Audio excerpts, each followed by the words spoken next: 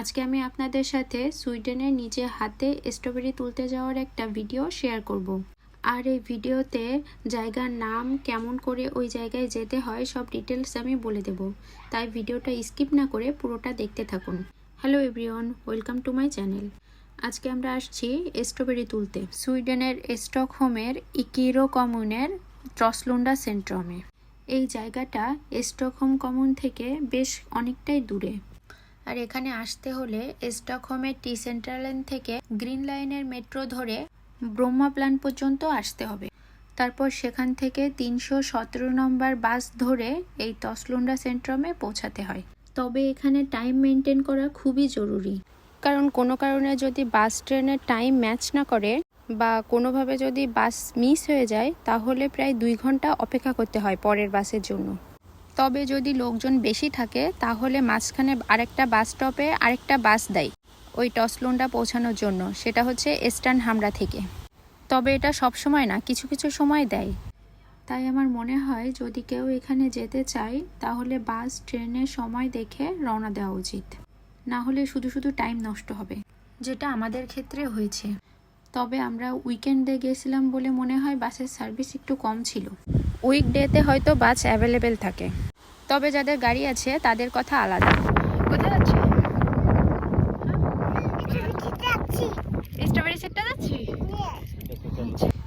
এই যে এখন আমরা আমাদের গন্তব্যস্থানে চলে আসছি স্ট্রবেরি খেতে। এইটা হচ্ছে স্ট্রবেরি ক্ষেতের গেট। আর এখান থেকে সবাই স্ট্রবেরি তোলার জন্য ওই কাগজের বাস্কেটগুলো ওজন করে নিয়ে যাচ্ছে।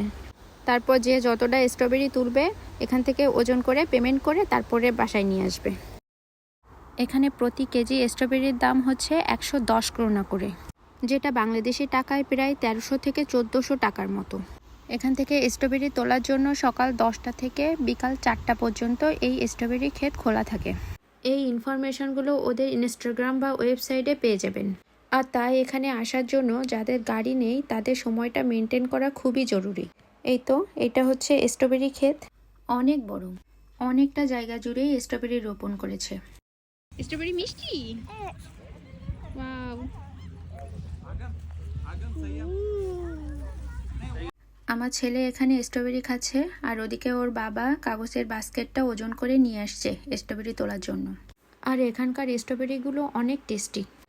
এইসব জায়গা থেকে অনেকে স্ট্রবেরি তুলে বিভিন্ন বাস স্টপ বা বিভিন্ন খোলা জায়গায় ছোট ছোট স্টল দিয়ে বিক্রি করে। তারপর সুইডেনের সুপার শপগুলোতেও এগুলো বিক্রি হয়।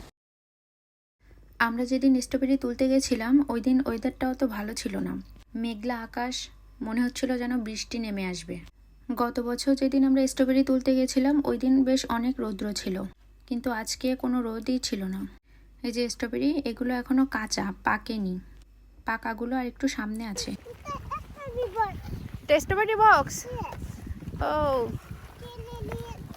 নিয়ে যাচ্ছি। আসো তাড়াতাড়ি আসো, তাড়াতাড়ি আসো, আমরা স্ট্রবেরি ছিঁড়ে নিয়ে আসি। বড় বড় স্ট্রবেরি ছিঁড়তে হবে, আসো। আমার ছেলে ওদিকে স্ট্রবেরি ছেঁড়ার বাস্কেটটা ধরে ধরে নিয়ে আসছে।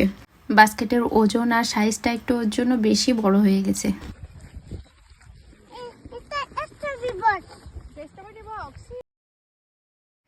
এই হচ্ছে স্ট্রবেরি ক্ষেত, যেখান থেকে আমরা স্ট্রবেরি তুলব। এখানে স্ট্রবেরি তোলার জন্য কিছু নিয়ম আছে। এই যে দেখতে পাচ্ছেন এক একটা রো, এই এক একটা রো এক একজন মানুষের জন্য বা এক একটা পরিবারের জন্য। যে রোটা যার জন্য থাকবে সে শুধুমাত্র ওই রো থেকেই স্ট্রবেরি তুলতে পারবে, অন্য কোনো রোতে যেতে পারবে না। কিন্তু আমরা এখানে কারোর সাথে কথা না বলেই একটা রোতে ঢুকে গেছিলাম। পরে আমাদের ইচ্ছা মতো এদিক সেদিকতে তুলতেছিলাম, একটা রো থেকে আরেকটা রোতে যাচ্ছিলাম। পরে একজন বলল যে এটা এরকম করা যাবে না, একটা নিয়ম আছে, ওদের সাথে কথা বলেই আমাদের জন্য একটা রো সিলেক্ট করতে হবে। তারপর আমার হাজব্যান্ড ওদের সাথে কথা বলল আর ওরা আমাদের জন্য এই রোটা সিলেক্ট করে দিল। তারপর আমরা এখান থেকে স্ট্রবেরি তুলতেছিলাম। কত বড়, এত বড় একটা পাইছো? কত বড় দেখি, আবার দেখাও তো কত বড়, দেখি কত বড়, দেখাও তো। হ্যাঁ কত বড় দেখি, কত বড়। এখানে দেখে বোঝা যাচ্ছিল না যে কত স্ট্রবেরি আছে, কিন্তু পাতা সরিয়ে সরিয়ে ভিতরে দেখলে অনেক স্ট্রবেরি পাওয়া যাচ্ছিল। আমার ছেলে তো ফটাফট এক একটা তুলে নিয়ে ওর বাবাকে দেখাচ্ছে। দেখুন কত সুন্দর স্ট্রবেরি গুলো, আর কত লাল পাকা পাকা স্ট্রবেরি এক একটা। এগুলো তুলতেও অনেক মজা লাগতেছিল আর অনেক টেস্টিও ছিল। এই একই স্ট্রবেরি দোকান থেকে কিনে খেলে তখন এতটাও টেস্টি লাগে না যতটা টেস্টি এই নিজে হাতে ছিঁড়ে খাওয়ার মধ্যে ছিল।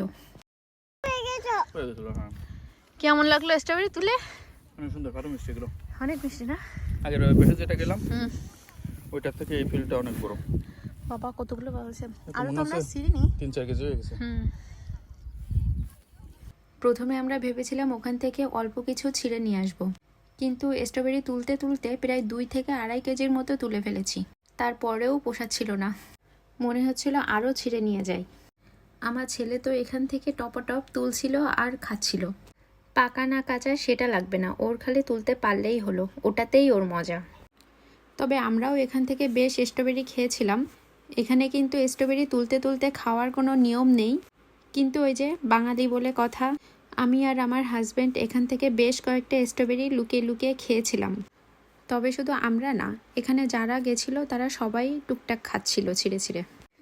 এখানে কিন্তু শুধুমাত্র স্ট্রবেরি চাষ হয় না, স্ট্রবেরির পাশাপাশি রাসবেরি, যেটাকে সুইডিশে বলে হালন, মিষ্টি কুমড়া, তারপর রুবারবার, এগুলোও চাষ হয়। আর ওগুলো এই স্ট্রবেরির মতো একইভাবে সবাই এখান থেকে তুলে নিয়ে যায়। তবে মিষ্টি কুমড়ো এখন হয় না, উইন্টারে হয়। আর উইন্টারে এসে সবাই হ্যালোইনের জন্য মিষ্টি কুমড়ো নিয়ে যায়। আমরা এই বছর এখান থেকে আর রাসবেরি তুলিনি, কারণ এখানকার রাসবেরি প্রচুর টক। গত বছর তুলেছিলাম, কিন্তু সেই সময় অতটা ভালো লাগেনি, অনেক টক ছিল, ওই জন্য এবছর আর রাসবেরি আমরা তুলিনি, শুধু স্ট্রবেরি নিয়ে গেছিলাম। তো এই হচ্ছে রাসবেরি গাছ, রাসবেরি বাগান। এগুলো গ্রিন হাউসের মতো করে এখানে চাষ করা হয়েছে। এগুলো কিন্তু ওরা মাটিতে চাষ করেনি, টবের মধ্যে করে একটা একটা গাছ চাষ করেছে। আর এই ভিডিওটা হচ্ছে গত বছরের ভিডিও। আমরা এবছর রাসবেরি তুলতে যাইনি বলে আর ওখানকার ভিডিও করা হয়নি, তাই গত বছরের ভিডিওটা আমি এখানে একটু অ্যাড করে দিয়েছি। আর এখানে প্রতি কেজি রাসবেরি 180 করোনা করে, যেটা বাংলাদেশি টাকায় 2200 থেকে 2300 টাকার মতো। আর এইটা হচ্ছে ওখানকার ক্যাফেটেরিয়া। এখানে একটু পার্কের মতো আছে, যেখানে বাচ্চারা খেলাধুলা করে একটু সময় কাটাতে পারে। আর বাচ্চাদের জন্য এরকম ছোট ছোট কয়েকটা গাড়ি রাখা আছে।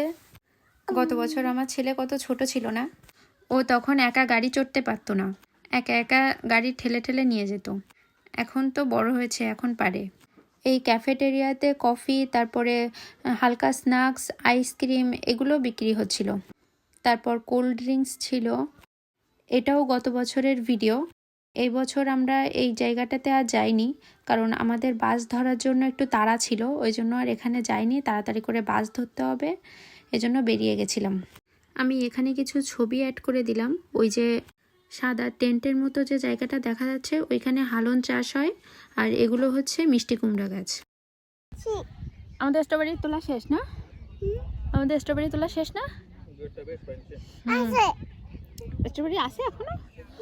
তো এই তো আমাদের স্ট্রবেরি তোলা শেষ। এখন আমরা বাসায় যাব, কিন্তু আমার ছেলে বাসায় যাবে না, ওকে আরও স্ট্রবেরি তুলতে দিতে হবে, সেই কথাই ও আমাকে বলছিল।